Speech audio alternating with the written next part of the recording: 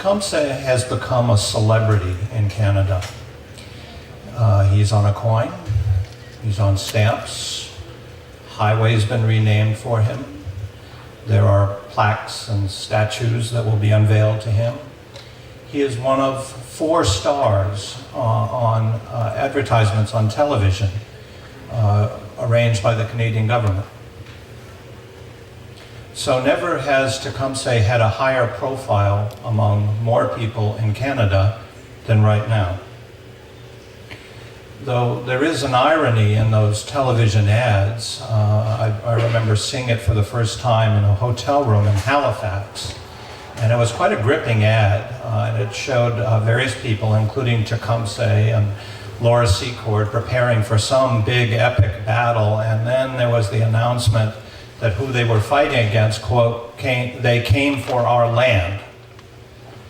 And it was clear that the villains coming for the land were the Americans. But of course, the Americans aren't the only people taking land in North America in that generation.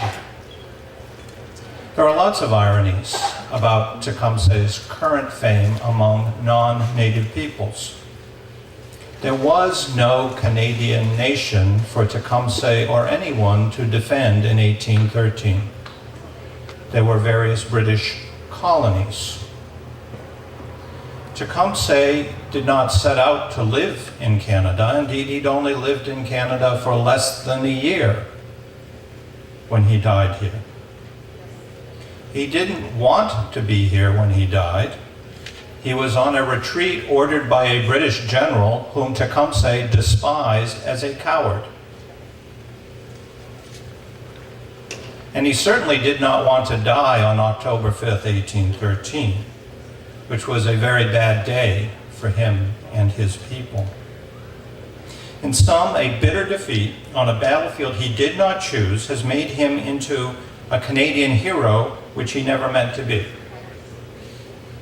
Now that's not to say that he was no hero, for he was heroic in his character and his vision, but that vision was something much larger than the defense of a future nation of Canada.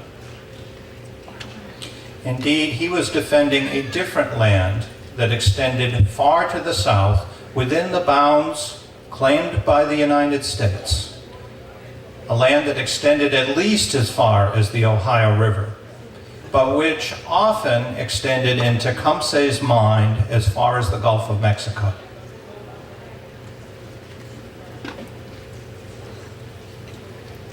Tecumseh spent most of his life living in what we now call the United States, within the future states of Ohio and Indiana. So to understand how it is that he became a hero in Canada, how he ended up dying here, requires introducing 2 other characters. One is his brother, Tenskwatawa, and the other is their great enemy, a man named William Henry Harrison. And the story also involves an eclipse of the sun, a massive earthquake, and a dazzling comet. But first, the adversary. Who was William Henry Harrison? Well, he was the territorial governor of Indiana on behalf of the United States. And the United States was a country whose very existence was premised upon expansion westward at the expense of native peoples. It required that expansion in order to raise revenue, to sustain its economy, and to reproduce its society. So the dispossession of native peoples was not incidental to American life. It was at the very heart of the existence of the United States. Now, when Harrison is territorial governor, the President of the United States is a very celebrated man named Thomas Jefferson, who is best known for the American Declaration of Independence. But Jefferson was also committed to the relentless and indeed the accelerating expansion of America westward.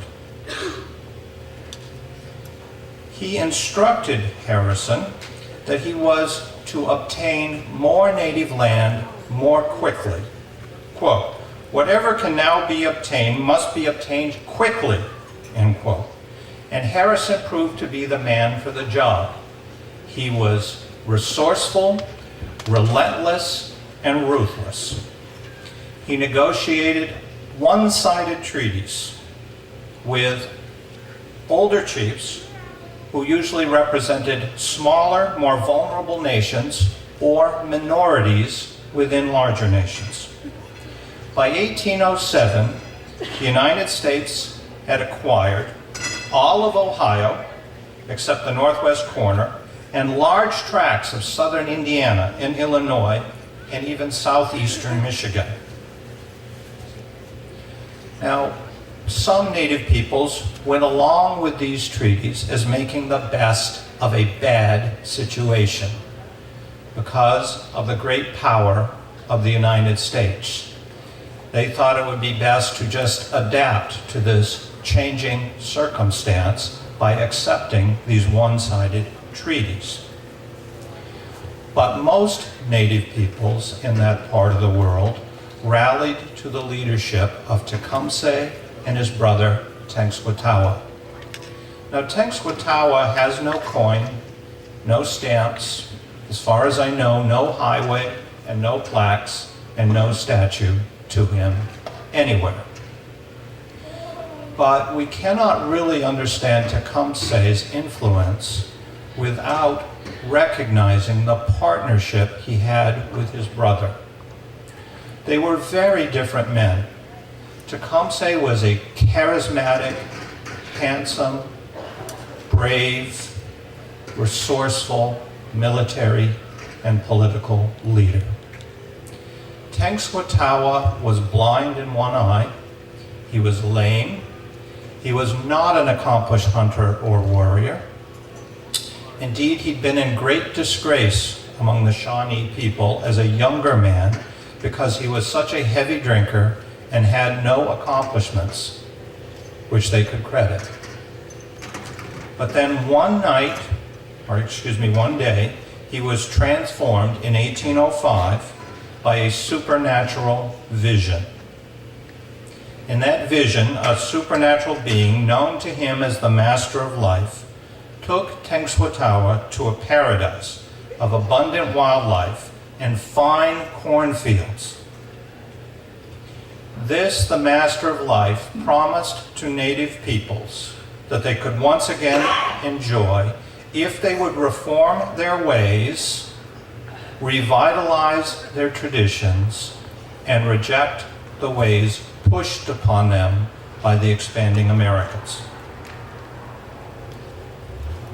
The natives in particular had to reject the drinking of alcohol and the using of farm tools offered to them by the Americans. And of course, they were to sell no more land to the invaders. Tenskwatawa and Tecumseh were reviving an older idea that went back at least to the 1780s, with an Indian confederacy that had been created around the core concept that native lands did not belong exclusively to individual nations, so that no single nation had the right to sell its land to outsiders, that any sale would have to be consented to by all native peoples of the Confederacy. And the goal was to draw all native peoples into this confederacy to end very ancient enmities that had divided peoples. And this confederacy wanted to sell no more land. Tenskwatawa and Tecumseh were forced to relocate their village from Greenville in Ohio because of Harrison's land cession. They relocated in the Wabash Valley of northern Indiana, near a place with the juncture of Tippecanoe Creek and the Wabash. Their supporters were not simply Shawnee. Indeed, Shawnee were a minority among those living at Tippecanoe. Living out their vision of unity, they were drawing people, particularly young people, particularly young men and women and young families who came from many different nations, most of them Algonquin speakers, committed to the notion of Native unity. But that very concept was divisive among Native nations because there were other Native leaders who felt that it was too late for the form of armed resistance that Tenskwatawa and Tecumseh were prepared to lead. Now, certainly their leadership is terribly alarming to William Henry Harrison because it's made his job a lot harder. He wrote to warn the American president that Tecumseh was, quote, one of those uncommon geniuses which spring up occasionally to produce revolution and overturn the established order of things. He has been in constant motion. You see him today on the Wabash, and in a short time you hear of him on the shores of Lake Erie or Michigan or on the banks of the Mississippi. And wherever he goes, he makes a favorable impression to his purpose, end quote. He traveled south into the lands of the Creek peoples in what is now Alabama. And everywhere he is promoting the renewal of an Indian Confederacy committed to unity and to defending the land. Now, Harrison thought that he had a way to discredit Tenskwatawa. And he understood that Tenskwatawa was essential to the message that Tecumseh was promoting. You could not have a major political and military movement in the Native world without it being linked inseparably to a supernatural vision of a better world to be established in the near future. So Tenskwatawa is not just an add-on, he is an essential partner. And Harrison thought he could undermine both of the brothers by discrediting Tenskwatawa. And so at a council of Native chiefs, Harrison urged those chiefs, quote, demand of him some proofs at least of his being a messenger of the deity. If he is really a prophet, ask of him to cause the sun to stand still, the moon to alter its course, or the dead to rise from their graves. If he does these things, you may then believe that he has been sent by God, end quote. Now, the governor made this challenge in January of 1806. What he did not realize was there would be a total eclipse of the sun on June 16, 1806. Tenskwatawa knew this, and Tenskwatawa predicted that the sky would darken on June 16th. When it did, the person discredited was not Tenskwatawa, it was William Henry Harrison. So the influence of the two brothers grew. And Harrison felt he had no choice but to resort to military force by leading an expedition sent to destroy the village at Tippecanoe, exploiting Tecumseh's absence. This happened in November of 1811, and it is a key event that helps to bring on the War of 1812. Although this was a pretty botched military operation by Harrison, who had to quickly retreat after destroying the village, American press and American politicians cast the battle as a glorious victory over savage enemies assisted and indeed manipulated by the British. So it became one of the causes used to rally Congress to declare war against the British Empire, although the British had almost nothing to do with the Battle of Tippecanoe or the resistance by Tecumseh and Tenskwatawa. Now, they were perfectly willing to take military assistance from the British, but the British weren't offering much military assistance until the war actually broke out in June of 1812. Now, that war initially went very badly for the United States. And it's a war in which there were powerful omens that helped Tecumseh and Tenskwatawa to rally people for war.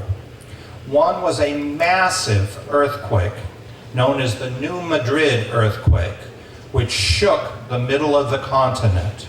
It may have been the most powerful earthquake in the history, at least the history we know of the last 4 centuries within North America. It changed the course of the Mississippi River. Now, this is an event that gets the attention of thousands of people, settler people and native peoples, and it's interpreted by people in all of these cultures as an expression of the divine will. And people tried to figure out, what is it that the master of life, or God, wants? And for many native peoples, they decided this was an omen of some big, powerful change, and they needed to be part of it. And so it increased the support for Tenskwatawa and Tecumseh. And in that winter, there was a dazzling comet that lit up the night skies. And on the heels of the earthquake, this adds to the conviction by people that something very big is about to happen. Now, those happenings initially were very bad for the United States. They invaded Upper Canada by crossing over to the Chatham vicinity, but they quickly retreated to Detroit, and then a British counterattack with key assistance from Tecumseh and other native warriors crushed the Americans and led to a very humiliating surrender by the American garrison at Detroit. That was in August of 1812.